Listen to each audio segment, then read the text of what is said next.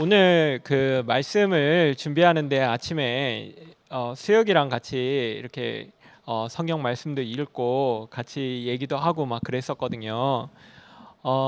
그런데 이제 우리 청신부, 근데 청년부 중심부 합쳐가지고 청신부인데 이 청신부가 뭐랄까 청이랑 심이 마음 심자 같아요. 그래가지고 마음이 푸른 어 부라는 청신부 같아가지고 저는 이게 청년부 중심부보다 청신부가 되게 뭔가 더 이렇게 좋아 보여요. 이렇게 청신부. 예. 그래서 어 아 예? 아니야 율 가까이 와 가까이 더 가까이 와봐. 그래서 이제 뭐 때문에 그렇죠? 아 이게 보이니까 오히려 없는 게 낫다.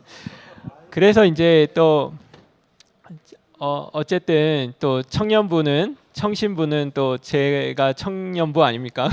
물론 잘 안 보이긴 했지만 영은이와 그 같이 청년부인데 요즘에 이제 양생애가 이렇게 저기를 하다 보니까 이제 영은이가 양생애랑 많이 친해가지고 양생애 쪽에 또 이렇게 많이 붙어서 또 많이 공급받고 막 그랬었는데 그 청년부는 늘 제 생각에는 이렇게 항상 늘 새로웠던 것 같아요. 왜 그랬냐면 예전에 우리 테드식으로 하자 그래가지고 막 그랬었던 적도 있었잖아요. 그러니까 말씀이 아니라 꼭 말씀이 아니더라도 하자 막 그때 그래가지고 낙곰수와 복음 전파 막 이런 거 하고 막 그랬었던 거 생각나는데, 그러니까 굉장히 파격적이고 새로운 시도는 늘 청년부에서 했었던 것 같아요. 그래서 이번 청신부를 오는데 이런 식으로 하는 것도 너무 재밌을 것 같아서 수혁이랑 같이 이렇게 같이 준비하던 그 내용을 우리 이렇게 같이 하면 어떨까 막 이런 생각을 해서 수혁이더러 같이 하자고 그렇게 했더니 수혁이가 또 흔쾌히 같이 해주겠다고 그래서 예. 예, 윤자진 고세혁 형제의 자담식으로 그러니까 자담식으로 이렇게 해보겠습니다. 예, 뭐 일단은 들어가는 말은 제가 했고 수혁이가 이제 넘겨서 이제 수혁이 말을 듣고 이제 시작하도록 하겠습니다. 예. 청년부 구수혁 형제입니다. 그 저진 형님의 말이 반은 맞고 반은 틀린 것이 제가 흔쾌히 이렇게 나올 사람이 아니거든요. 그래서 저진 형님은 재능도 많으시고 방송이나 이런 것도 잘하시고 해서 또 최근에 형님이 병원 이제 그만두시면서 교제를 많이 했어요. 특히 제가 워낙 좀 진지한 사람이라 저는 언제든지 여기를 떠날 수 있는 여기 아담한 사람이기 때문에 속물적인 사람이라서 이 교회가 어떻게 하면 좀 망하고 제가 가야 되는데 또 회복이 되는 사건이 저기 돼서 제 질문에 대해서 되게 자진 형님이 긍정적이시고 또 형의 지난 신앙생활 그리고 직장 생활에서 이제 꺾였던 과정이 되게 양식이 되더라고요. 그리고 정말 아시겠지만 저와는 다르게 정말로 다 가진 강남 엄친아십니다. 그래서 정말로 뭐 교제하면서 과자며 맛있는 것도 많이 사주시고 형님에 있으면 정말 많이 배우거든요.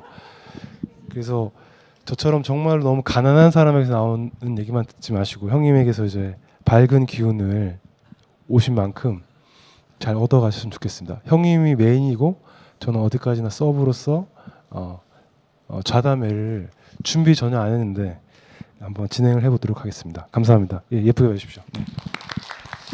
그 들어가기에 앞서 그 대식이 형이 그 법 공부를 하셨잖아요. 법대에 나오셔서요.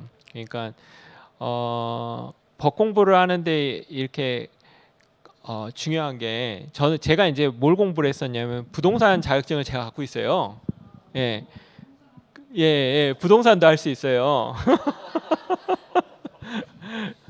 그 공인중개사 자격증도 가지고 있어서 그 공인중개사 자격증을 공부할 때 처음으로 이제 민법을 공부를 했거든요. 법이라는 걸 처음 공부를 했어요 그때.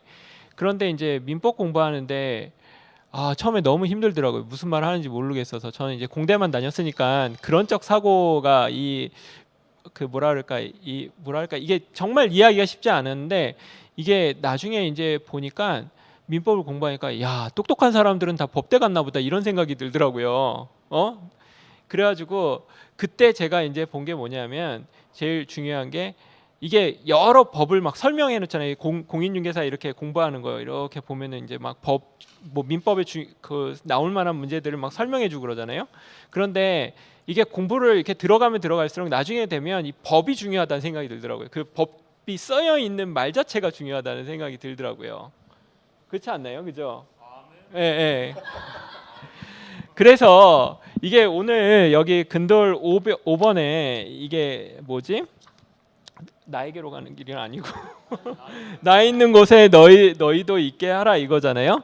이게 이제 요한복음 13장에서 14장 말씀이라고 이렇게 딱 써 있습니다. 그래서 이거 읽기 전에 요한복음 13장 14장을 읽어봐야겠다라는 생각이 들어서 13장 14장을 읽어봤거든요. 근데 혹시 13장 14장 다 읽어보신 분 손 들어주세요. 옛날에 다 읽었다고 있는 건가요? 이번에 다 읽어보신 분 없죠? 그래가지고 제가 이 그 수혁이랑 먼저 시작하면서 이 성경 말씀을 읽었어요. 예. 그런데 이 성경 말씀을 읽는 게 필요합니다.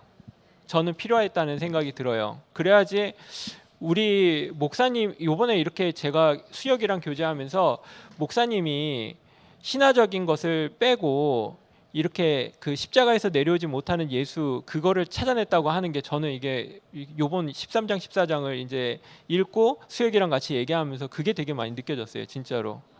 그래서 좀 지루하시겠지만 좀 읽어보겠습니다. 예, 네, 이거는 KNRSV라고 이제 요즘 말로 이제 된 거거든요. 그래가지고 읽기 편안하실 거예요. 듣기가 편안하시고 먼저 첫 번째 13장이 제자들이 발을 씻기다 이 내용입니다. 네, 좀 지루해도 제가 얘기했잖아요. 본문이 중요하다고. 본문. 공부 잘하는 사람들은 본문부터 이렇게 파고 들어갑니다. 예. 그래서 네, 한번 해보겠습니다. 6월절 예수께서 자기가 이 세상에 떠나서 아버지께로 가는 때가 된 것을 아시고 세상에 있는 자기 사람들을 사랑하시되 끝까지 사랑하셨다. 저녁을 먹을 때 악마가 이미 시몬 가롯의 아들 유다의 마음속에 예수를 팔아넘길 생각을 불어넣었다.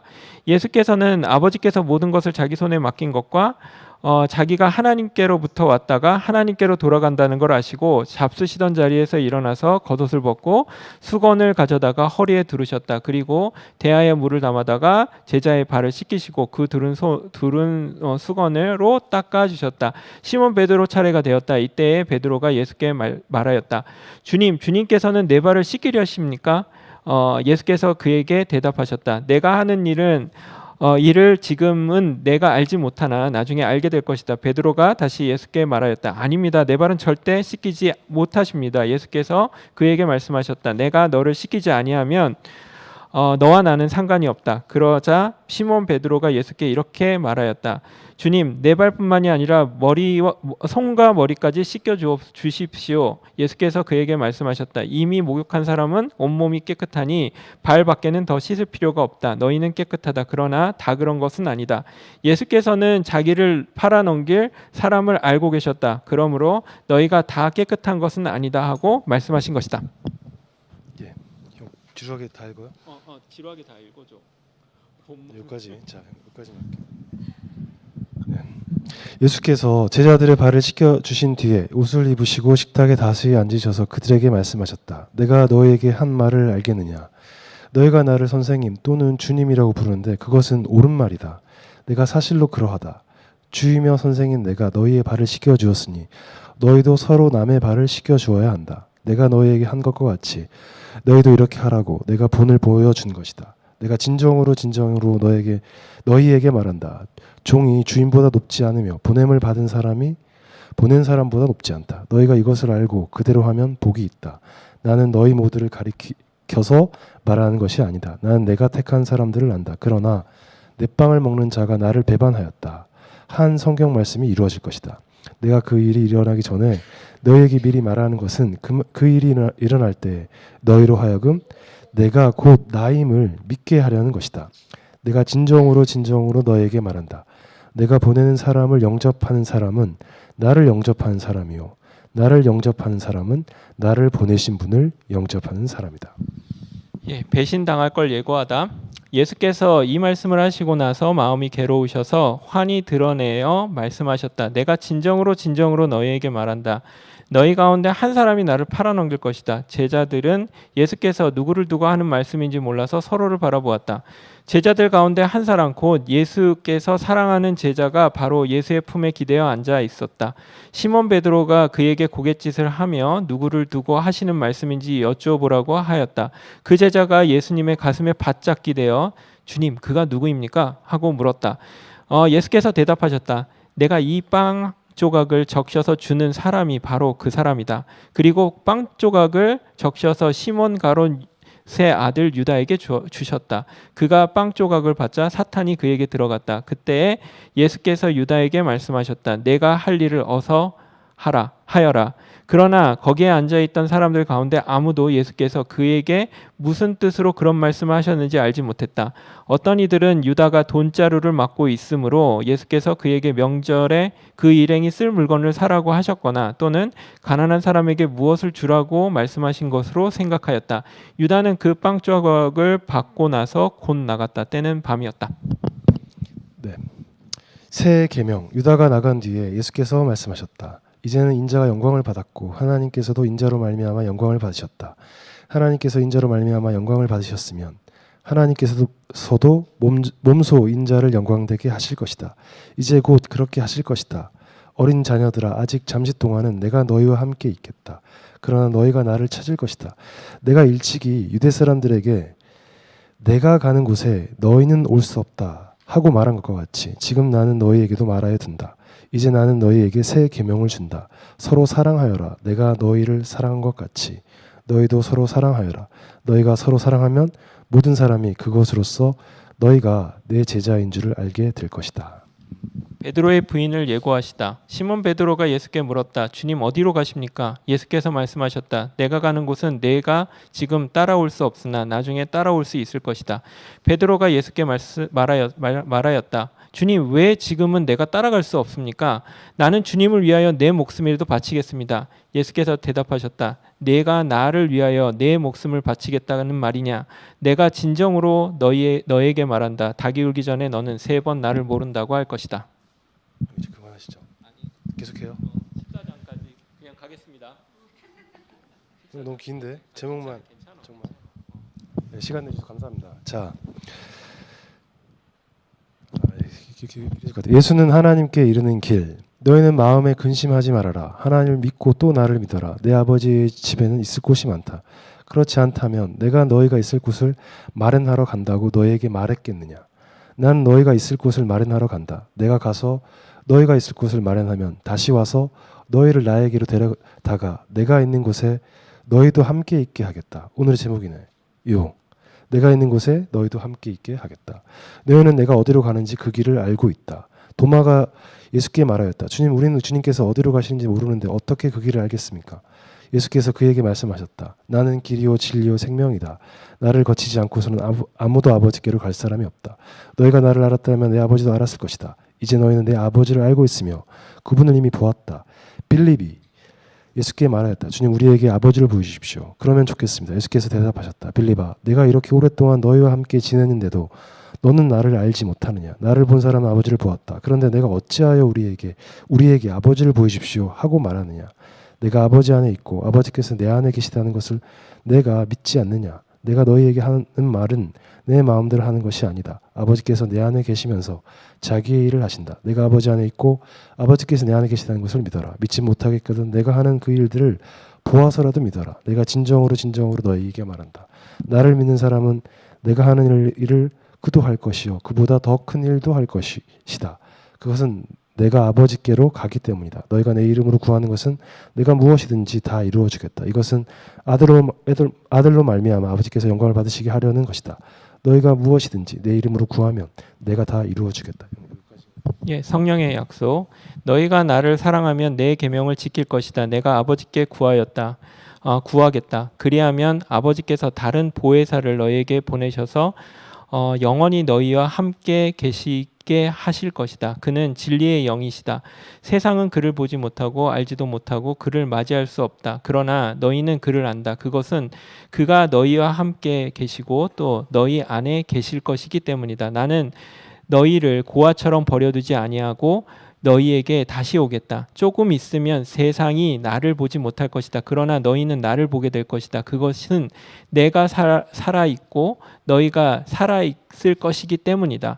그날에 너희는 내가 아버지 안에 있고 너희가 내 안에 있으며 또 내가 너희 안에 있음을 알게 될 것이다. 내 계명을 받아 지키는 사람은 나를 사랑하는 사람이요 나를 사랑하는 사람은 내 아버지의 사랑을 받을 것이다.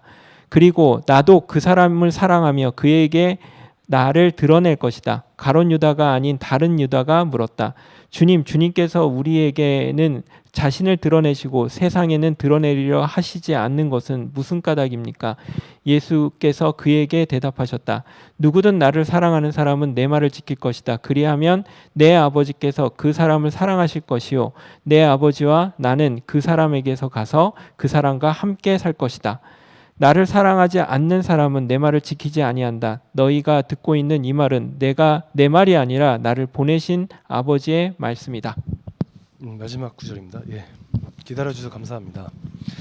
네, 내가 너희와 함께 있는 동안에 나는 이 말을 너희에게 말하였다. 그러나 보혜사, 페라클리토스, 곧 아버지께서 내 이름으로 보내실 성령께서 너희에게 모든 것을 가르쳐 주실 것이며 또 내가 너희에게 말한 모든 것을 생각나게 하실 것이다. 나는 평화를 너희에게 남겨준다. 나는 내 평화를 너희에게 준다.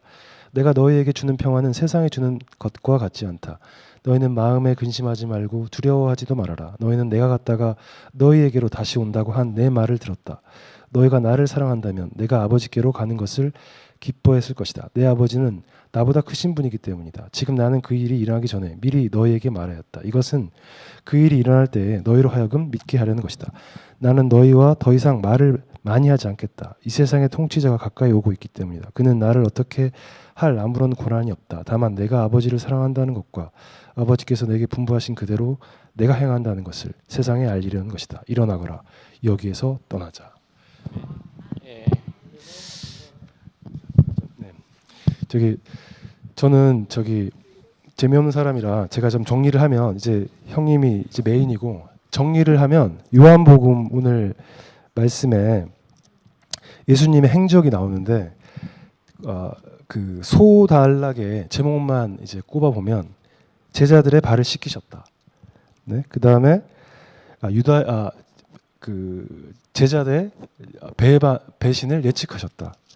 그리고 베드로의 그 부정을 예측하셨다. 그 다음에 그의 제자들을 편안케 하시고 내가 아버지께로 가는 길이다. 그리고 성령을 약속하심. 이게 크게 그 13, 14장 내용에 지금까지 읽었던 내용의 중요한 꼭지들입니다. 다 알고 계신 내용인데 여기서 제가 자진 형님이 가지고 있는 답이 있고 제가 갖고 있는 질문이 있었는데 그 핵심은 저는 이 말씀을 보면 이렇게 읽으면서 예수님께서 모든 것을 다 예측하고 계신다는 생각이 굉장히 강하게 들더라고요. 이 13장, 14장을 보면서요. 이미 십자가에서 돌아가실 거라는 거를 알고 계시는 것 같고 그리고 또 가룟 유다가 자신을 배신할 것도 예전에 다 알고 계신데 저는 좀 뭐랄까 빵을 적셔서 이렇게 줬는데 왜 제자들이 그거를 못 알아볼까? 그것도 어렸을 때 아니 빵 적셔서 줄 것이다 얘기하고 줬는데 왜 그거를 모른다 그러지? 제자들이 막 그것도 조금 특이하다 막 이런 생각을 했어요. 어쨌든 이게 예수님이 모든 거를 다 예측하고 계셨다는 생각이 들었거든요. 그래서 이게 저는 좀 뭐라고 생각이 들었냐면 물론 이게 굉장히 큰 이슈인지는 나중에 알게 됐지만 다 이렇게 된 스토리 알고 그러셨다는 거야? 이게 하나의 어떤 뭐라 그럴까 뮤지컬의 어떤 쇼 같은 느낌이 드는 거예요. 그러니까 이 본디오 빌라도에게 딱 모든 레파토리를 다 알고 있어. 이 사람은. 그래서 자기가 영광스럽게 하나님께 올려질 거고 3일 뒤에 이 성전을 허물면 내가 다시 짓겠다. 3일 후에 부활할 것까지 이미 예수님은 다 알고 계셨거든요. 그러니까 이 얘기를 싹 들으면은 13장 14장을 들으면 예수님은 모든 거를 다 알고 계셨고 저는 모든 게 다 알고 있다고 생각을 하면 예수님이 십자가에 올라가는 게 뭐 그렇게 어려웠을까? 그거가 끝나면은 뭐 죽긴 하지만 뭐 죽어서 하나님이 부활까지 뭐 약속해 놓은 상태에서 너 한번 감옥 갔다 들어오면 내가 네 인생 책임져 줄게. 재벌들이 대신 내 대신 누가 이런 얘기 해도 되나? 그 어떤 사람이 재벌이 그 88 고속도로 88대로에서 막 그 포르쉐로 막 300km씩 막 밟았는데 이게 걸린 거예요. 그러니까 그 무태 부하 직원이 가서 자기가 했다고 그거 하면은 벌금이랑 이게 어떻게 될지 모르는데 이게 형사 처벌을 받는데도 자기가 했다고 그렇게 주장을 했거든요. 그런데 나중에 이제 그게 문제가 돼서 이게 그 사람이 안 하고 이게 회장이 된 거 아니까 회장이 벌금 50만 원 내고 이 사람이 벌금 1,000만 원을 내고 그렇게 됐대요. 그런데 저는 그 사람은 벌금 1,000만 원이 문제일까요? 할만했다고 생각하거든요. 인생의 딜로서. 그 회장이 그 사람을 사지 않겠어요? 자기 대신 감옥에 데려가겠다는 그 사람을 어떻게 내치겠어, 그죠? 그러니까 뭐 이미 하나님으로부터 이게 딱 이렇게 보장받았는데, 예? 뭐가 거칠 게 있겠습니까? 십자가에 올라가서 죽는 게 뭐 별 대수입니까? 죽고 나면 영광이 있는데, 그죠? 형님은 그렇게 생각이 안 드시나 봐요. 아유, 그래도요, 죽고 나면은, 종교 그 이슬람 애들은요, 죽고 나면은 미녀들로 이렇게 둘러싸여 가지고 내가 천국 네가 폭탄 테러로 한번 네가 알라한테 쓰이고 나면은 네가 바로 꼴까닥 미녀로 둘러싸여 있다. 이렇게 오아시스에서 콜라를 마시고 있으면서 그 말에도 뻑가 가지고 폭탄 테러를 하는 이 상황에 이 종교성이 얼마나 이슬람 쪽 사람들이 이게 대단한데요. 이게 우리가 생각하는 상상을 초월하는 어떤 종교성을 갖고 있는데, 그러니까 저는 생각할 때 그러니까 제가 어렸을 때도 조금 이런 생각이 들었어요. 이게 좀 이상하다. 이게 좀 이상하다. 이런 생각이 들었었거든요. 그래서 수혁이랑 같이 이제 이 얘기를 하다가 자, 그래서 이제부터 이제 형제자매님들께서 저기 함께 뭐 제가 퀴즈도 내고 좌담식으로 해보겠습니다. 자, 이렇게 제가 퀴즈를 먼저 내겠습니다. 요한복음 14장에서 나온 예수의 모습은 우리와 같은 평범한 사람의 모습이 아니었습니다. 그렇죠. 공생을 살한 제자들의 한 사람이 배신을 얘기하고 성령을 이야기하고 내가 나로 말미암지 않고서는 아버지께 갈 수 없는데 왜 되묻느냐. 이건 상당한 자신감이고 자기 확신이지 않습니까? 자, 그래서 이렇게 예수님을 신성화된 면을 보는 것을 뭐라고 할까요? 당시 에베소 교회에 팽배했던 주의랍니다. 영지주의. 네, 맞습니다. 영지주의. 정답은 영지주의입니다. 예. 자, 자정 말기 넘기 전에 자정이 갑자기 저는 하나님의 말을 믿는 그리스도인으로서 하나님 말씀, 하나님의 가르침을 배우는 근거는 성경이다. 어떻게 내가 장인어른 존경하지만 이현애 목사님의 근원으로 돌아가면 이거 뭐야 이거 잘 검증도 안 된 책을 가지고 보편을 할 수 있냐 이렇게 하니까 자진 형님이 이거 영지주의자 성경 영지주의잖아. 자, 거기서 제가 했던 반론은 형님이 그렇게 얘기하시면 이거는 2000년 기독교 역사를 이어온 성서의 권위와 신뢰들을 destroy credibility, 신뢰를 무너뜨리는 얘기가 됩니다. 자, 그러면 하나님 말씀의 가르침과 예수의 정체성을 아는 근거는 어디에서 찾아야 됩니까? 질문을 했죠. 예, 그래서 저는 이제 수혁이한테 한 얘기가 무슨 얘기냐면은 이게 이런 말도 안 되는 비유를 조금 들었어요. 수혁아 있잖아. 그 저기 예전에 그 모세가 돌멩이를 쳤는데 거기서 물이 나왔잖아. 그래서 그 성스러운 그 물을 누군가가 떠가지고 이렇게 딱 이렇게 왔어. 와가지고 여기 앞에다가 우리 교회에다가 이렇게 딱 전시하고 이거는 성스러운 그 물이다 막 하면서 이렇게 막 그 안에서 막 그 앞에서 기도도 하고 막 저기 했는데 어떤 꼬마애가 이제 뭐 그거 가서 목이 말라가지고 물이 있네 그러고 마셨어. 근데 물이 오래돼가지고 배탈이 났네. 그러면 그거는 뭘까? 그러니까 제가 이제 뭐 잘 모르긴 하지만 이게 그 성경이 히플레기우스 공의의 393년과 카이타고르 공의의 397년도에 이제 정경을 27권을 이렇게 확정지었잖아요. 이제 그 교회가 이제 커져야 되면은 이게 너무 경전이 많았었대요. 그러니까 이게 그러니까 정식으로 딱 요거를 할 수 있는 거를 이제 추린 거예요. 근데 그 추릴 때의 기준이 뭐냐면 세 가지 기준이 있었는데 첫 번째 교회 안에서 폭넓게 받아들이고 사용되어야 한다. 두 번째, 교회의 전통적인 가르침에 따라야 한다. 세 번째, 사도들에 의해 쓰여졌거나 승인되었다고 믿기는 것이어야 한다. 이게 세 가지 원칙이었다는 거예요. 예. 그래서 그 수혁이한테 얘기했죠. 모세오경은 내가 잘 모르겠는데 왜 모세오경은 진짜 모세가 썼으니까. 근데 이 신약 성경의 이 27권 이거는 그 사람들이 하나님 뭐 취향대로 이렇게 뽑은 거 아니야? 이 세 가지 기준대로 해가지고 자기네들 그러니까 저는 이 기준이 맞긴 하지만 그거를 뽑는 사람의 의도가 중요하다고 생각을 하거든요. 물론 그 사람들의 기준이 요 세 가지긴 하지만 내 취향과 내 그게 안 섞일 수가 없거든요. 이게 항상 늘 그러니까 그 사람들의 생각과 믿음과 그거에 맞는 거를 이렇게 추려가지고 이 기준으로 해가지고 이걸 뭐 서로 회의해가지고 27권을 정했다는 그러면 그 성경의 신약의 성경은 이거는 성스러운 하나님의 말씀이냐 아니면 책이냐 책이냐 이런 얘기를 했거든요. 그러니까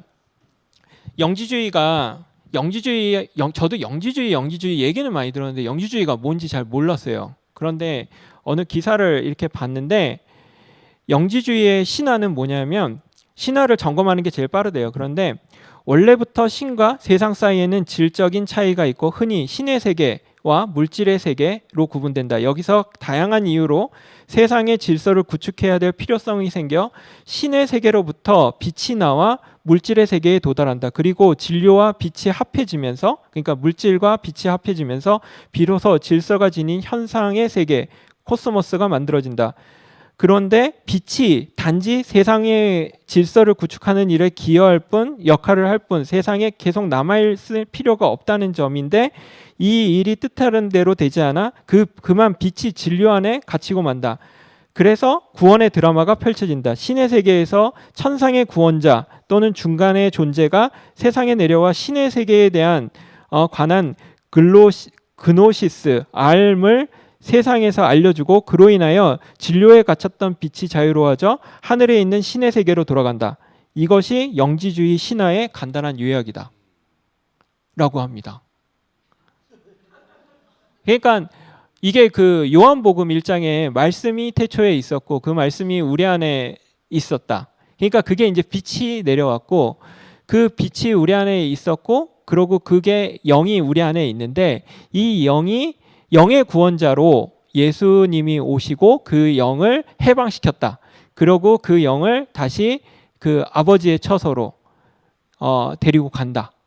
라는 이제 이게 영지주의라는 거예요. 그러니까 이 얘기를 읽고 제가 딱 하는 말이 무슨 말을 했냐면 요한복음 13장 14장은 완전 영지주의인데 예수님이 오셨다가 그 거기에 거처를 마련하시겠다라고 했고 이미 다 아시고 막 그런 생각이 들더라고요. 이거 요한복음 이거 그 내용이 이게 13장 14장이 완전 영지주의가 굉장히 이게 잊지 않고는 쓸 수 없는 생각이 든다는 생각이 들더라고요. 제 개인적으로 그랬습니다. 그래서 물론 여기 책에서도 1장에서 18장까지 그 영지주의 영향을 강하게 받았다는 얘기로 써여 있더라고요.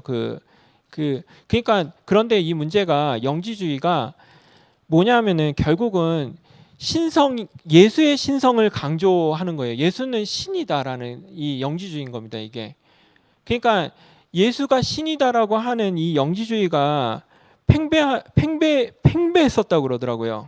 그러니까 예수는 사실 신으로 온 것이고 사실 육체를 띠지 않았다 막 이런 논리도 막 피고 막 그랬었다고 하는데 그래가지고 그 당시에 그 초기 기독교의 그 영지주의로 인해서 굉장한 막 이렇게 분열이 있었나 봐요. 그러니까 분열이 될 조짐이 한쪽은 예수는 사람이다.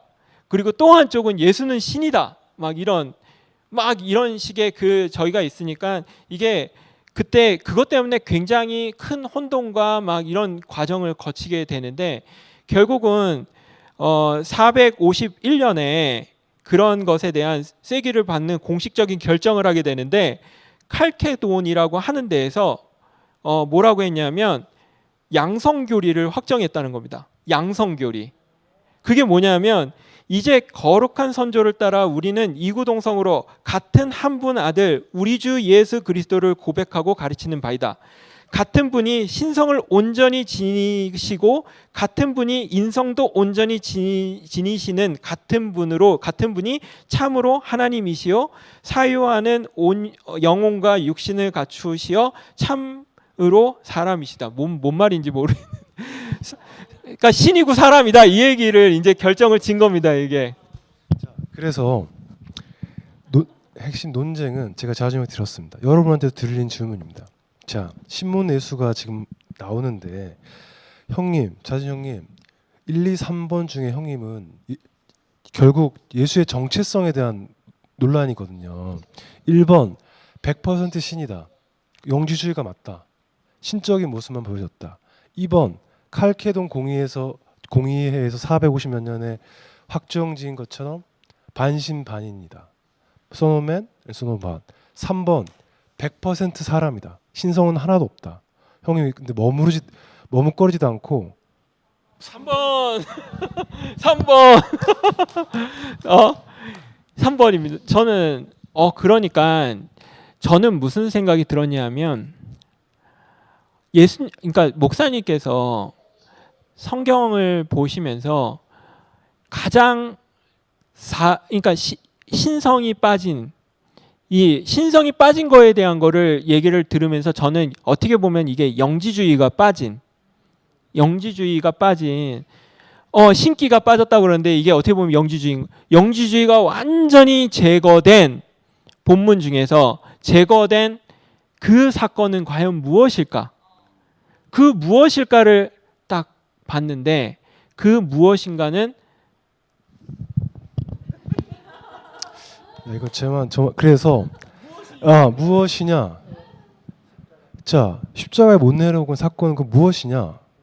자, 하나님의 경륜을 성취하는데 아담이라는 말의 사전적 의미가 방송 사람이란 뜻이래요. 그런데 바울이 예수를 묘사하기를 예수님은 두 번째 아담으로 와서라고 시작을 하거든요. 그 율법학자가 회심한 바울이 그 얘기를 했다는 것은 예수를 통해서 하나님의 경륜을 알았다는 것입니다.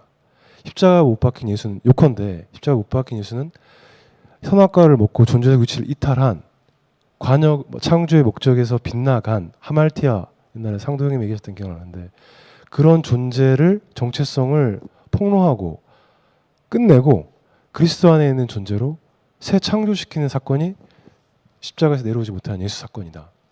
이렇게 얘기를 했죠. 이것은 대독 신앙에서의 사랑과 희생의 상징 이 차원이 아니잖아요. 그런 얘기를 했죠. 저는 그래서 오늘 이제 본문으로 들어가려고 하는데요. 이제 들어갑니다. 이 나 있는 곳에 너희도 있게 하리라. 이 요한복음 13장 14장 완전 제가 보기에는 영지주의로 쩔어 있는 것 같은 이 장을 어떻게 목사님은 그 십자가에서 내려오지 못하는 예수로 이거를 풀어내실까? 막 이런, 심지어 여긴 성령까지 나와요. 성령이 내가 너희에게 보혜사 성령을 보내겠다. 예. 와, 그 말씀과 이 뭐라 그럴까? 이 말씀을 어떻게 목사님은 이 본문을 가지고 정말 이 십자가에서 내려오지 못하는 예수를 뽑아내실까? 막 이런 생각을 했습니다. 그래서 처음에 이제 말씀하시는 게 서로 사랑하라는 얘기를 하시거든요. 그러니까 사랑이라고 하는 것, 우리 요즘에 이제 십자가에서 내려오는 예수, 십자가에서 못 내려오는 예수, 내려오는 예수가 아니고 못 내려온 예수를 얘기하다 보니까 이 사랑도 미덕도 아니다 그러니까 이제 사랑 얘기하면 안 되는 분위기. 그런데 이 목사님이 얘기를 하셨잖아요. 며칠 전에 저는 그 은혜 누나 간증을 들으면서 막 그랬는데, 은혜 누나가 그 영관이 보내는 그러니까 영관이가 간증하고 그 이렇게 간증하는 화답 간증하는 그 자리에서 십자가에서 내려오지 못하는 예수의 자리 안에서 진정으로 영관이와 만나고 사랑할 수 있게 되었다, 이런 얘기를 하셨거든요. 그러니까 목사님이 결국은 여기서도 그 사람이 문제다라는데, 그 사람은 결국 뭡니까? 그 위치가 있는, 그 위치에 있는 사람이겠죠, 그죠? 그러니까 결국은 이 사랑이라고 하는 이 모든 것도 십자가에서 내려오지 못하는 그 운명의 그 자리에서 우리가 만나질 때 진정으로 사랑을 하게 된다는 거죠. 예, 이 그 에릭 프롬이 이제 사랑의 기술이라는 책을 보지만, 이 인간의 사랑으로서의 그런 사랑이 아니라 진짜 만나지는 게 사랑 아닌가요? 예, 내가 그 사람을 만나질 못하는데 사랑을 어떻게 하겠어요? 그 사랑은 내 마음대로의 사랑이지, 내 마음대로 사랑. 저 역시도 옛날에 영은이한테 제가 맥북을 사주고 싶어가지고 맥북을 주문을 해가지고 영은이한테 생일 때 막 줬어요. 그게 한 10년 전에. 근데 맥북을 주니까, 그런데 영은이가 기뻐는 한데 필요는 없어. 그 맥북을 좋아하고 맥북을 사랑한 건 나야. 그러니까 사랑하는 사람에게 맥북을 선물하는 건 나로서는 당연한데, 사랑하는 그 사람은 맥북이 필요가 없는 거예요. 그러니까 항상 이 주파수가 안 맞잖아요, 그죠? 그러니까 정말 사랑은 십자가에서 내려오지 못하는 그 자리에서 만나야지 사랑이다. 예, 정말 사랑하는 사람이 있으면 이게 같이 죽어서 천국 갈 것 때문에 그 사람을 전도해야 되는 게 아니라, 정말 그 사람을 사랑하는 사람이 있으면 십자가에서 내려오지 못하는 예수의 자리로 끌고 와야 돼요. 사랑하고 싶으면. 예, 그래서 여기서도 이 목사님이 너희는 서로 사랑하라 딱 말씀하시는데, 거기서 십자가에서 내려오지 못하는 사람의 위치를 딱 이야기를 하고 계시더라고요. 그러면서 이제 보혜사 얘기가 나오는데, 이 보혜사에 대한 목사님, 그러니까 그냥 보기에는 보혜사를, 사실 우리는 우리 교회만큼 좀 뭐라 그럴까, 약간 성령을 무시하는 듯한 이런 분위기가 없거든요. 성령이 충만한 교회 뭐 이런 거는 이게 저희 교회랑은 좀 먼 이야기거든요. 그러니까 이 보혜사 성령에 대한 목사님의 설명이 굉장히 깁니다. 이게 그런데 목사님이 이 말씀을 어떻게 푸시냐면, 보혜사 성령은 옆에 있는 자다. 그러니까 사실은 그 보혜사가 있는 것도, 우리가 그 십자가에서 내려오지 못하는 예수의 자리에 있으면 항상 그분과 있기 때문에, 나중에 이제 나중에 가시면 성령이 필요 없다 하는 얘기도 나와요. 하나님과 우리가 함께 같이 있는데 무슨 소용이 있냐고. 그냥 그것이 성령이다. 예, 그렇게 이제 목사님이 이걸 푸시거든요. 그러면서 사실 이게 종교 안에서 내가 길이라고 하는 표현 있잖아요. 그죠? 내가 길이요 진리요 생명이니 나를 말미암지 않고는 아버지께로 갈 자가 없다. 그거랑 또 정말 저도 교회에 있을 때 정말 이해 안 됐었던 그 하나가 뭐냐면은 거듭나지 않고는 네가 하나님의 나라를 볼 수 없다. 니고데모에 했던 아무리 머리를 굴려도 그 말이 이해가 안 가더라고요. 그게 무슨 말이지? 예수님이 길이요 진리요 생명이다. 이것도 잘 모르겠는 거예요. 그러니까 정말 모르겠는데 제가 구속의 십자가가 딱 나타나고 나니까 이것도 너무 명확해.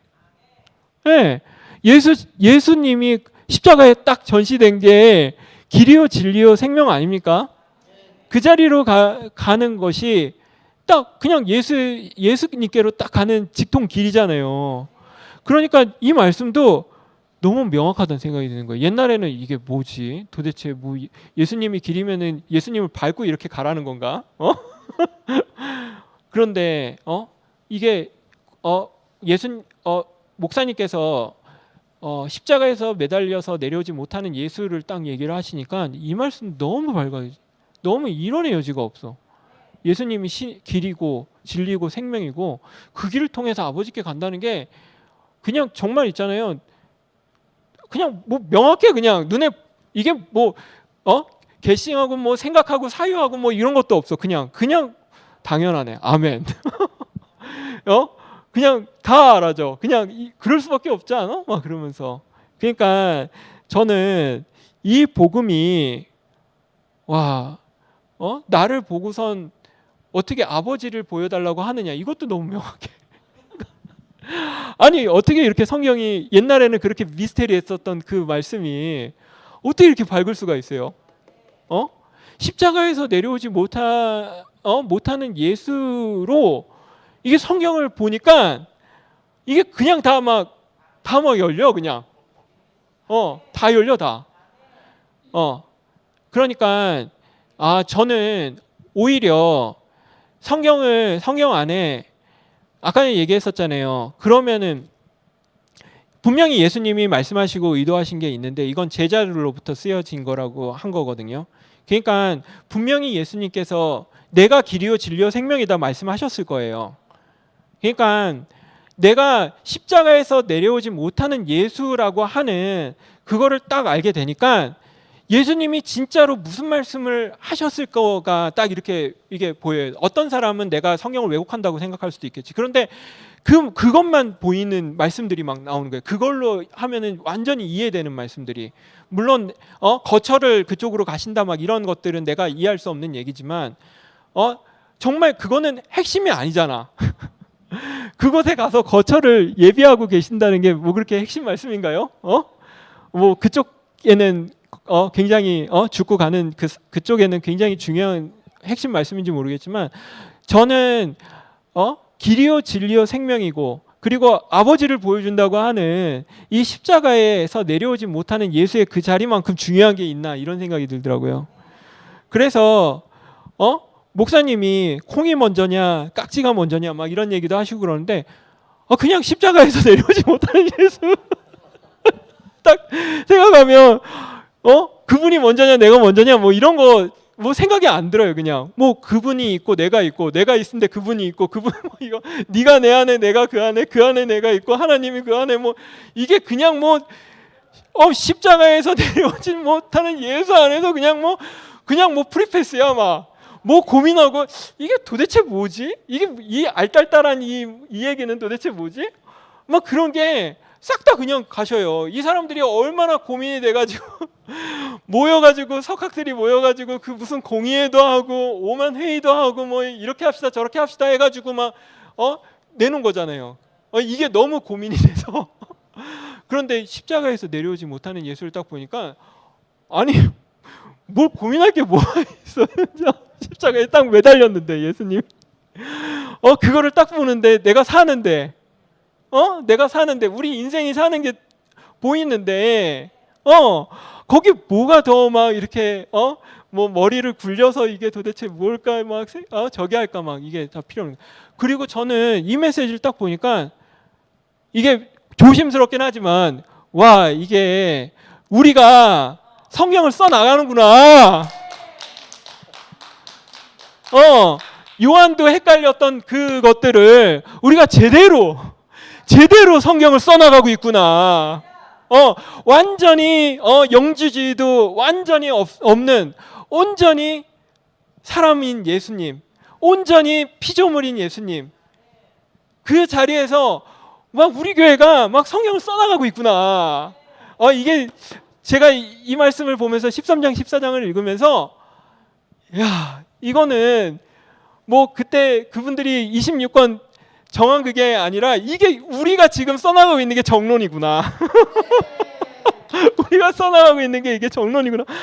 아니 뭐 그냥 예수님이 이해가 되는데 어떡해요? 그냥 우리 인생이 해석이 되는데 어떡하냐고. 그리고 내 인생이 거기서 사는데, 예, 아니 뭐 내 인생이 사는데, 그 앞에서 수혁이랑 얘기하니까 그래도 형님, 성경인데 너무하시지 않으신가요? 막 그렇게 말씀하시면 좀, 이거 좀 그런 거 아닌가요? 아니 뭐 성경이고 뭐 똑똑한 사람들 모여가지고 뭐 이것을 하자 뭐 이렇게 뭐 했어도 그 말씀이 나를 못 살리는데 뭐 나한테 효과가 없는데요. 목사님이 그러시잖아요. 삼위일체로 구원받은 사람이 한 명이라도 있는지 모르겠다고. 그걸로 구원받는, 저도 그걸로 구원받는 사람이 있나요? 와, 성자 성령 성부 하나님이 한 분이시라는 거에 내가 구원을 받았다는 사람이 있나요? 좀 이상한 사람인 것 같아. 그런 사람들은. 그러니까 나를 구원하는 복음, 나를 구원하는 복음은 이 복음밖에 없는 거예요. 예, 요한이 써가지고 요한복음 써가지고 그게 정론이 아니라니까요. 제가 보니까 이거는 요한은 영지주의라니까 이걸 쓸 때는 영지주의 꽉 찼다니까. 이게 아니라고요. 하나님의 본 마음을 알아야지. 본 마음을, 본심을 알아야죠. 그리고 그 안에서 내가 사느냐 죽느냐 그게 중요한 거 아닙니까? 내가 어디서 사느냐 이거야. 예수가 신으로 올라간 데에서 내가 삽니까? 내가 살 수 있냐고요. 예수님이 철저히 십자가에서 내려오지 못하는 예수 그 자리에서 내가 살 수 있잖아요. 나를 살리는 게 장땡이지. 나를 살리는 복음이 장땡이지. 정론이고 그렇게 나보다 똑똑한 사람들이 모여가지고 딱 이걸로 결정했다고 그게 나를 살리냐고요. 이게 제가 있잖아요. 이게 웬만하면 이제 결혼도 해가지고 내 여자친구 얘기를 별로 안 하고 싶은데 옛날 여자친구 얘기를 제가 이 복음이 목사님 말씀이 너무 좋아가지고 이 친구한테 이 생명 목장 책을 줬어요. 너 읽어보고 이제 이 교회가 정말 참 교회인 것 같아. 너 생명 목장을 읽고 네가 이 교회로 들어왔으면 좋겠어. 이렇게 해가지고 생명 목장을 줬는데 나중에 이제 시간이 지나가지고 그 친구를 봤어. 그래서 책은 읽어봤니? 그랬더니 오빠 있잖아. 내가 별로 안 똑똑해가지고 이거를 우리 교회 목사님한테 이렇게 읽어보라고 이렇게 했는데 그 목사님이 암만 해도 좀 위험한 교회인 것 같다라고 그러니까 그런 것 같아. 예? 아니 그 목사님이 뭐야 그 제일 유명한 신학교가 뭐예요? 우리 그 형님 나왔던 그 신학교도 굉장히 유명한 것 같던데 미국에 막 장신대보다 미국에 뭐 신학 나오셨네. 권 형님 그죠? 막 그런 신학에서 박사의 박사를 해도 뭐 하냐고. 그분이 얘기해서 이것이다라고 얘기해도 그게 나를 못 살리면 무슨 상관이냐고요. 본인이 읽어야지. 본인이 읽어서 이게 복음이 돼야지. 이거를 왜 읽지도 않고 왜 딴 사람한테 주냐고. 그 사람이 좀 이상하다고 하니까 그 좀 이상한 것 같으니까 내가 읽으면 안 되겠다 그러면 그게 되냐고요. 제가 읽어봐서 정말 이게 복음인지 그때 그 여자친구한테는 구원을 받을 수 있는 그 길을 놓친 거잖아요.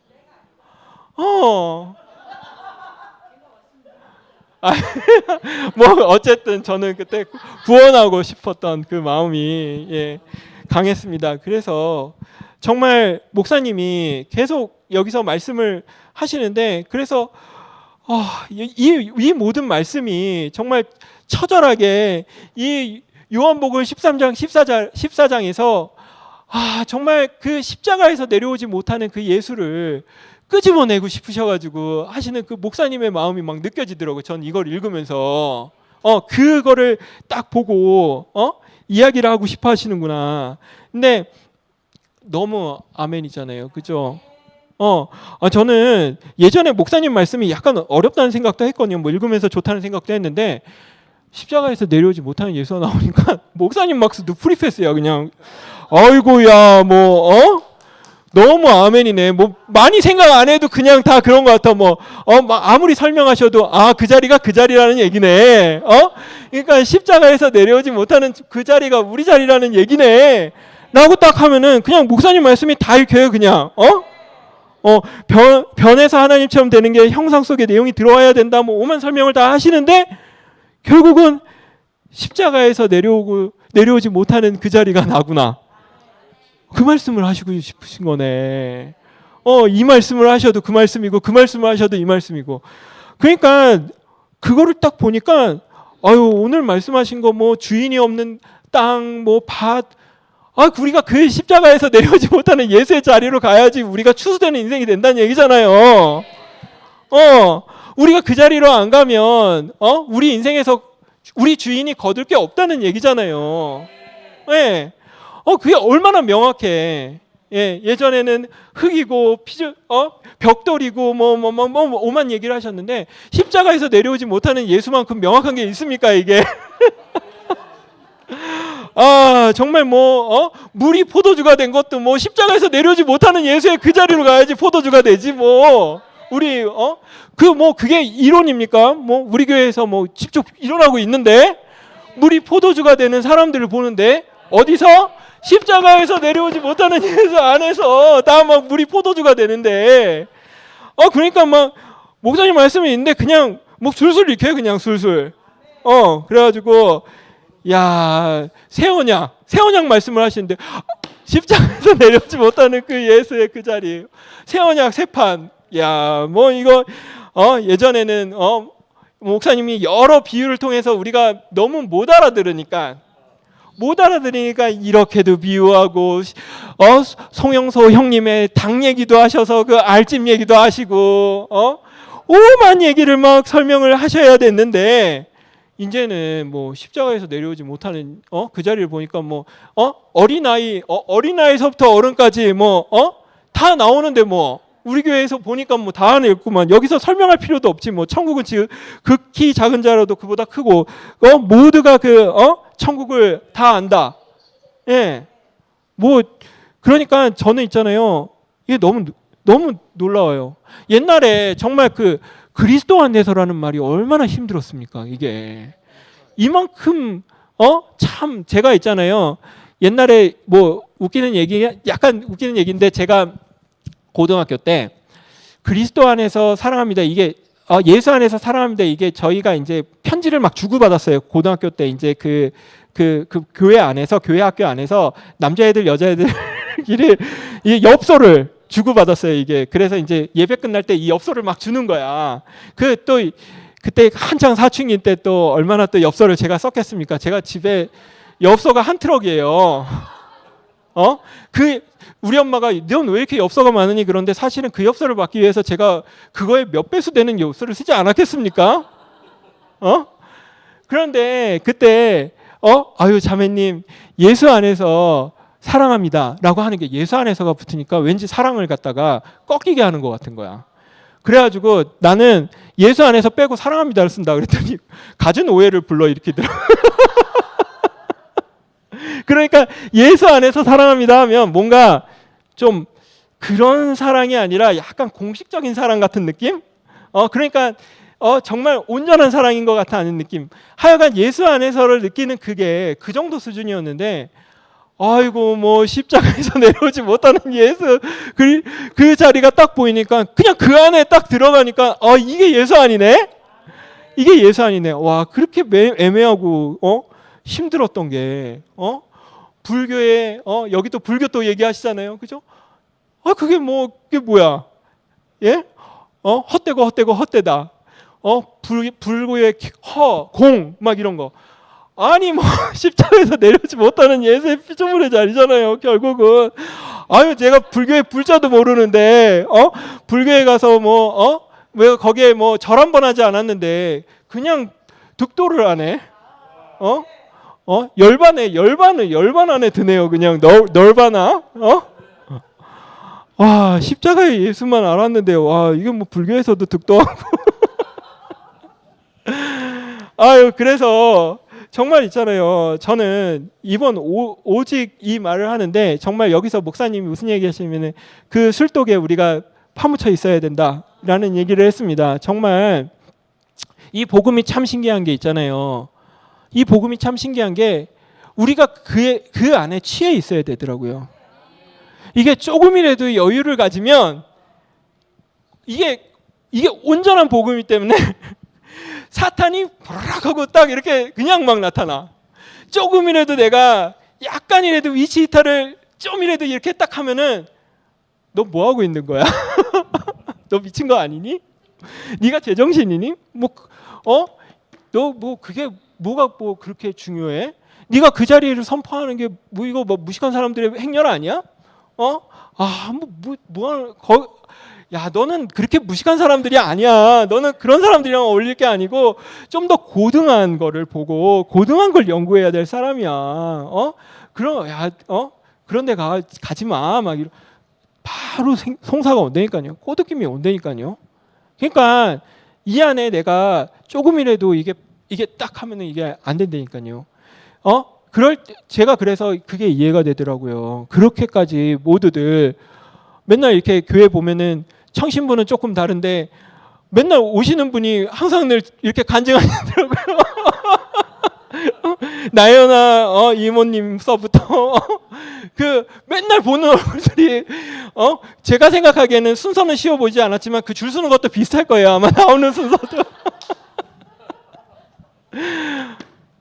왜 그분들이 그렇게까지 나오는지 이해가 되더라고요. 이 자리에서 조금도 이게 하면 그냥 바로 이탈입니다. 바로 이탈. 까딱 하면은 그냥 내 인생 10년은 그냥 쭉 가는 겁니다. 그냥. 예, 시간이 없어요. 예, 시간이 없습니다. 그러고 인생이 헛된 데서 쓰이는 게 얼마나 아까워요. 예, 정말 저희 집 이게 얘기를 하고 싶은데 저희 집 이게 뭐냐면은 열심히 살자가 저희 집 그 모토예요. 그래서 제가 너무너무 열심히 살아서 항상 늘 고등학교 때 밤 1시, 2시 막 중학교 때부터 그렇게 공부를 했어요. 12시, 1시까지. 정말 제가 제일 좋았던 게 뭐냐면 그렇게 녹초가 되도록 공부하고 집에 갈 때 내 몸이 녹초가 돼서 무너져 내리는 것 같은 그 느낌이 좋은 거야. 열심히 살자. 그거에 그 말씀에 그 얘기에. 그런데 제 인생의 문제가 뭔지 알아요? 그냥 열심히만 사는 게 문제예요. 무엇으로 어디로 열심히 사는 게 아니라 목사님 그 얘기하셨잖아요. 갈치자루 걷는다고. 그게 딱 맞아요. 이쪽으로도 열심히 저쪽으로도 열심히 이쪽으로 열심히 이게 아무리 열심히 살면 뭐해 갈치자루 걷는데 여기에 있는 거 왔다 갔다 하는 거지. 그래가지고 건강을 잃고 제 간이 안 좋아져가지고 지금까지도 간이 안 좋지 않습니까? 예, 지금도까지도 그 제안을 받고 있지 않습니까? 열심히 하는 게 중요한 게 아니에요. 열심히 사는 게 중요한 게 아닙니다. 인생이 쓰일 때 쓰이는 게 중요한 거지. 내 인생이 쓸데없는 데에서 열심히 쓰이고 뭐 하냐고 바로에 무슨 국고성 무슨 성 하여간 그 성 짓는데 내 몸 막 아그러지면서 막 하면 뭐 하느냐고요. 쓰일 때 쓰여야지. 하나님의 나라에 벽돌 하나라도 넣는 게 낫지. 거기에 100층짜리 건물 지어놓으면 뭐 하냐고요. 이집트에다가. 예. 그러니까 정말 쓰일 곳이 쓰이는 곳을 우리는 발견했잖아요. 십자가에서 내려오지 못하는 예수 그 자리를 정말 우리가 주었다 깨어나도 이게 성경이 맞다고 생각하면서 그 영지주의를 벗어나지 못하고 오묘하게 섞어 놓는 그죠? 제가 갑자기 담배 회사가 나는데 담배 건강에 안 좋잖아요. 담배 회사가 담배가 건강에 안 좋으니까 담배 회사가 그 취한 그 정책이 지금은 뭐 너무 이게 막 뭐 담배각 보면은 막 뭐 이상한 사진도 막 하고 피지 말라고 하는데 그거를 있잖아요. 담배 회사가 했던 전략이 뭐냐면 아리까리하게 만드는 거야. 이게 나쁜가? 뭐 좋은가? 나쁠 수도 있고 좋을 수도 있는 거 아니야? 뭐 꼭 나쁘기만 한 거야? 막 그렇게 한 거예요. 그러니까 이게 꼭 내가 핀다고 내가 당장 죽는가? 아니 뭐 담배 피고도 100년 산 사람도 있다는데? 뭐 이런 식으로. 그게 내가 뭐 꼭 그렇게 되겠어? 막 이런 정책을 일부러 했대요. 그러니까 이게 뭐냐면은 양성론 뭐 이게 정론으로 됐잖아요. 그죠? 예수가 신이고 사람이 아리까리하게 만드는 거야. 아리까리하게 만드는 거라니까요. 아리까리하게 만드니까 하나님의 경륜을 맞잖아요. 예수가 하나님이 딱 그 자리에서 십자가에서 내려오지 못하는 예수로 딱 피조물의 자리로 딱 보여줘서 디 엔드를 했는데 사탄은 거기다 연막을 치는 거잖아. 아리까리하게. 예수는 사람도 되고 신도 되고 신도 되고 사람도 돼. 아리까리하게 만드는 거 아니에요. 아리까리하게. 그러니까 계속 헤매게 만드는 거잖아. 하나님의 경륜을 막잖아요. 그러니까 저는 우리가 정말 이 십자가에서 내려오지 못하는 예수를 만나서 정말 하나님의 그 마음을 알았잖아. 마음을 아니까 이제는 성경도 열리고 목사님 말씀 책도 다 열리고 그냥 뭐 다 그 말씀에 그냥 다 막 열리는 게 느끼는 거예요. 야, 이런 십자가에서 내려오지 못하는 예수, 그 예수가 우리가 왔다는 게 너무나도 행복하고 저에게 왔다는 게 행복하고 우리가 그 자리에서 서로 사랑하며 이 자리에 만날 수 있다는 게 너무나도 행복하고 즐겁고 좋습니다. 주님을 찬양합니다.